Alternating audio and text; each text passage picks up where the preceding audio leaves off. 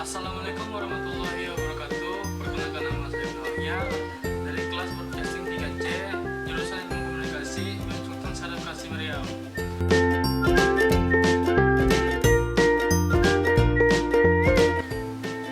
Baiklah, pada video kali ini saya akan menjelaskan mengenai lensa, bedah bodi kamera, dan teknik cara pengambilan video. Dan di sini saya memiliki dua buah lensa, yakni lensa kit sama lensa fix. Lensa kit ini memiliki diameter 18 sampai 55 meter dan hanya didapatkan apabila kita membeli kamera. Selanjutnya lensa fix. Lensa fix ini memiliki diameter tetap 50 tetap 50, 45 tetap 45, 30 tetap 30. Dan selanjutnya adalah bedah menu kamera. Dan di sini saya akan menjelaskan tombol inti pada kamera. Yang pertama adalah tombol pembuka lensa dan terletak di sini. Tombol ini berfungsi untuk melepas dan memasang lensa pada bodi kamera.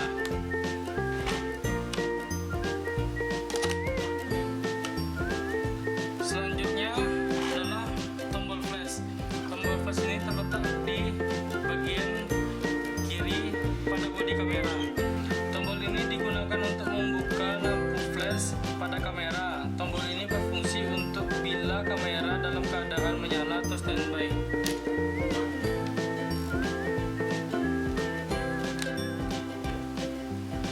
Selanjutnya tombol shutter.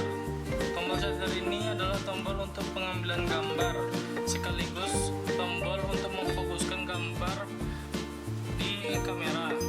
Selanjutnya anti red edge dan terletak di sebelah kanan bodi kamera yang berfungsi sebagai penangkal untuk menghindari mata yang terlihat merah.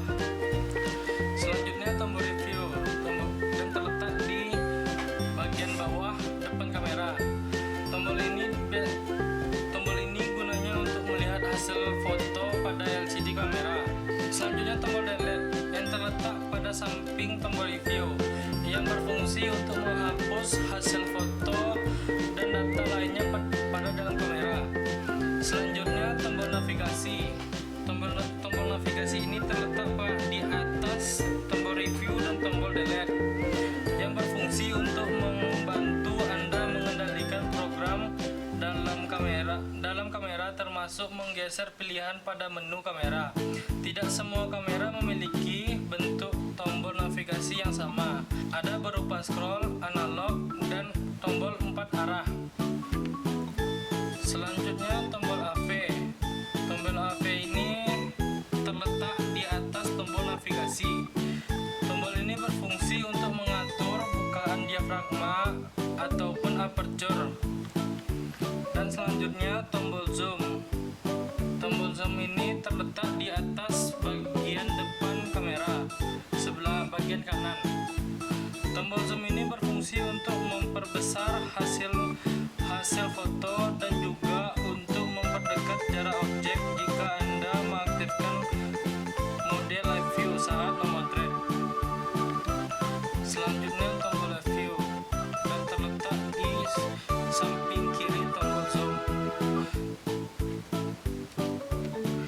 yang berfungsi untuk mengganti atau mengalihkan layar bidik dari viewfinder ke live view yang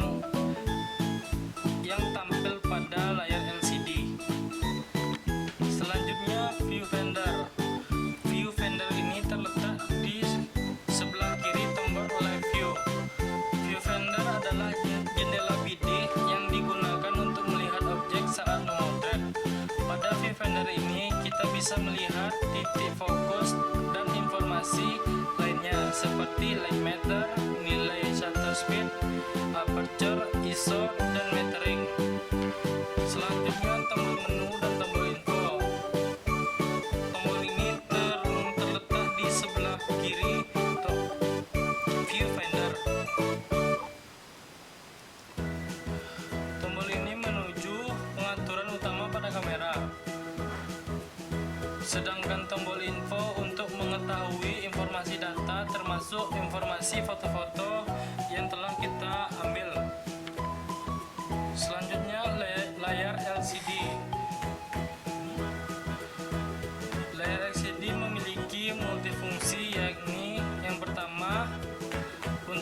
menampilkan keterangan settingan pada kamera seperti shutter speed, ISO, dan aperture. Kemudian untuk melihat hasil foto yang telah kita ambil, dan yang terakhir adalah sebagai layar bidik besar untuk melihat objek yang akan difoto secara live yang disebut sebagai live view. Selanjutnya mode dial terletak di bagian atas bagian kanan pada bodi kamera. Mode dial adalah menu untuk memilih dan mengganti mode explore. Di sini Anda bisa menggunakan dan menemukan beberapa mode auto instan yang telah disiapkan khusus seperti untuk memotret olahraga, kembang api, malam hari, close up, dan juga manual. Selanjutnya tombol ISO. Tombol ISO ini terletak bagian atas pada bodi kamera. Tombol ini merupakan tombol shortcut atau jalan pintas untuk mengatur ISO. Dan di sini contohnya.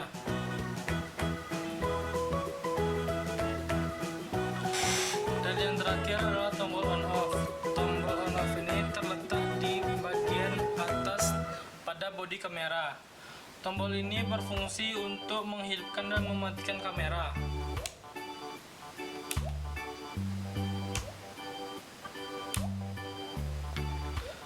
Selanjutnya kita masuk ke tahap 2, yakni menjelaskan diafragma, shutter speed, dan white balance. Dan yang pertama adalah diafragma.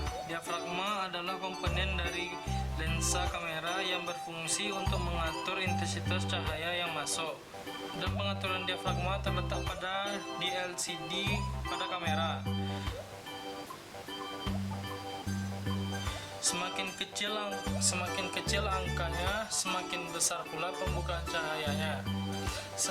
Begitu juga sebaliknya, semakin besar angkanya, semakin kecil pula pembukaan cahayanya. Dan selanjutnya ialah shutter speed. Shutter speed adalah lamanya waktu sensor pada kamera. Semakin cepat shutter speed, maka sensor kamera akan terbuka semakin cepat. Dan beginilah contohnya. Semakin besar angka shutter speed ini, maka semakin sedikit pula cahaya, semakin gelap pula cahayanya. Begitu juga sebaliknya, semakin kecil angkanya, semakin terang pula dan semakin besar pula pembukaan cahayanya.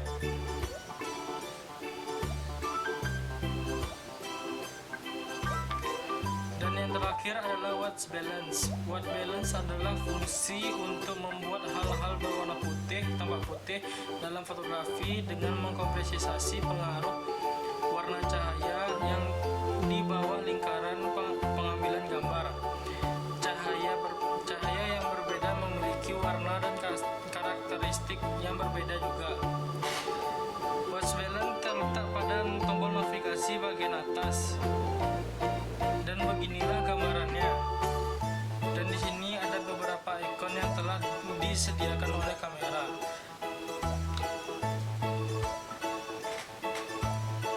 Baiklah, selanjutnya tahap 3. Pada tahap 3 ini saya akan menjelaskan teknik perekaman, type shoot, komposisi, dan kamera movement. Baiklah, yang pertama akan saya jelaskan yakni teknik perekaman. Yang pertama ialah bird eyes. Bird eyes atau mata burung merupakan sudut pengambilan gambar yang diambil dari hampir atau malah di atas objek yang kita foto. Bird eyes menciptakan kesan luas, objek terkesan tak berdaya.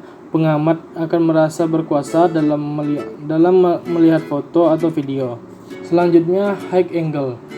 High angle merupakan sudut pandang tinggi yang diambil dari objek namun tak se-ekstrem bird eyes. Selanjutnya, eye level.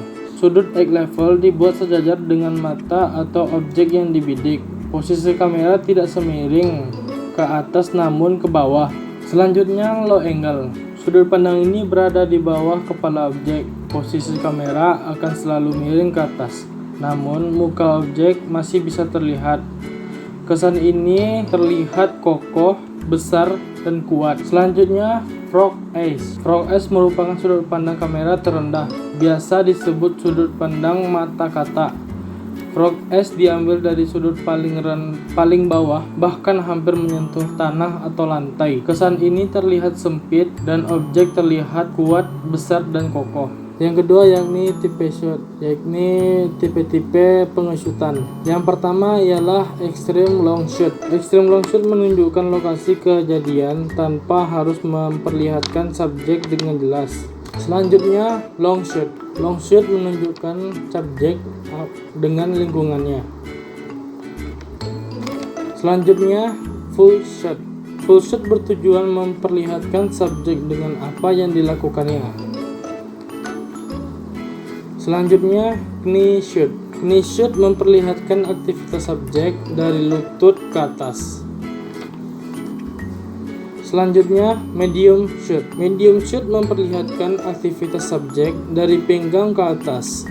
Selanjutnya medium close up. Medium close up memperlihatkan aktivitas subjek dari dada ke atas agar terlihat emosi dari subjeknya. Selanjutnya close up. Close up memperlihatkan detail ekspresi wajah subjek dan tetap memperlihatkan headroomnya. Selanjutnya big close up. Big close up memperlihatkan detail muka subjek dengan headroom yang terpotong. Selanjutnya extreme close up. Extreme close up memperlihatkan detail muka subjek pada bagian tertentu, terutama mata, hidung, dan mulut. Dan dalam video lainnya ada juga yang memperlihatkan gerak-gerik bagian tubuh, yakni bernama cut in. Cut in memperlihatkan gerak-gerik subjek. Selanjutnya over the shoulder. Shot ini memakai baju dari subjek lain sebagai foregroundnya. Selanjutnya point of view. Shot ini memperlihatkan apa yang dilihat oleh subjek. Selanjutnya yang ketiga yakni saya bakal menjelaskan komposisi. Yang pertama ialah rule of third. Dengan membagi frame menjadi 9 bagian, subjek diletakkan 1/3 atau 2/3 dari frame. Dengan demikian akan terlihat menarik daripada diletakkan di tengah. Dan bagian yang terakhir yang bakal saya jelaskan yakni kamera movement atau pergerakan kamera. Yang pertama ialah dolly. Dolly atau track adalah pergerakan mendekati dan menjauhi subjek dengan cara menggerakkan kamera yang ada pada dolly atau track. Biasa pergerakan ini berfungsi untuk memperlihatkan emosi yang lebih jelas. Selanjutnya zoom. Zoom adalah pergerakan lensa mendekati dan menjauhi subjek secara optik dengan cara mengubah panjang fokal lensa tanpa adanya perpindahan kamera dari sudut pandang sempit ke sudut pandang yang lebar atau sebaliknya. Selanjutnya crab. Crab atau crabbing adalah pergerakan kamera menyamping sejajar dengan subjek yang sedang berjalan atau berlari. Pergerakan ini bisa ke kiri atau ke kanan sesuai dengan kebutuhan, seperti pergerakan kepiting. Selanjutnya pan. Pan atau yang dikenal dengan panning adalah pergerakan kamera seperti menoleh ke kiri atau ke kanan pada manusia. Pada gerakan ini kamera tetap tidak bergerak, hanya mengikuti subjek yang bergerak. Selanjutnya tilt. Tilt atau yang dikenal dengan tiling adalah pergerakan kamera secara vertikal dari atas ke bawah. Begitu juga sebaliknya. Selanjutnya pad atau pedestal adalah pergerakan yang dilakukan di atas pedestal, naik dan turun seperti pergerakan lift. Dengan pergerakan ini, kamu bisa menghasilkan perubahan perspektif visual dengan adegan. Selanjutnya art adalah pergerakan kamera dengan cara memutar ke kiri dan ke kanan yang biasanya dilakukan untuk melihat situasi atau kondisi lingkungan. Dan yang terakhir ialah follow. Follow adalah pergerakan mengikuti subjek dari belakang. Sekian penjelasan mengenai body kamera dan perekaman dari saya. Apabila kurang mohon dimaafkan. Wassalamualaikum warahmatullahi wabarakatuh.